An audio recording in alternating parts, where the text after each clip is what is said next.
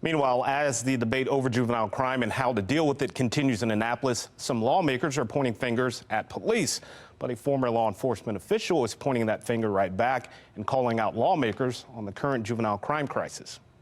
As the back and forth continues in Annapolis. This bill is a pretty fair attempt to do both. All of our kids are going to be impacted by this, but especially Black and Latino kids. Here in Baltimore, a lot of the politicians just kind of put their finger in the air to see which way the wind was blowing. And now you have all this juvenile crime. Former lawman Johnny Hughes says it's those same politicians responsible for the current state of juvenile crime after supporting changes to the juvenile laws 2 years ago. Unfortunately, a lot of the politicians went along with this, and they've taken the rights away from the police officers. One of those rights, the Child Interrogation Act. A police officer cannot interrogate a juvenile unless, he's taken before the juvenile authorities or taken home to his parents. But so far this session, talks of change to that law have gotten little traction. The Legislative Black Caucus last year in the Maryland General Assembly passed really important foundational legislation to make sure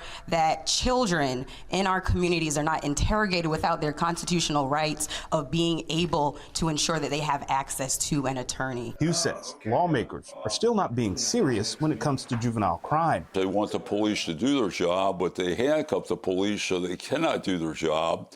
And I think they coddle a lot of these criminals, especially these young juvenile criminals. Meanwhile, talks of change when it comes to young people and stolen cars. It's not perfect for me.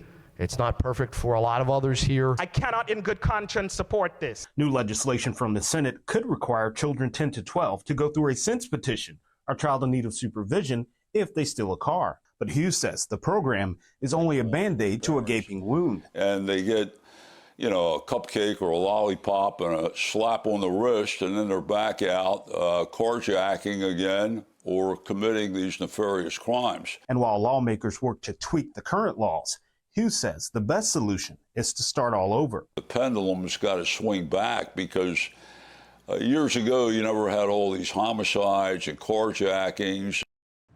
I'm Kai Jackson. Thank you for watching. Here's another video to watch. Also, please take a moment to subscribe to our channel.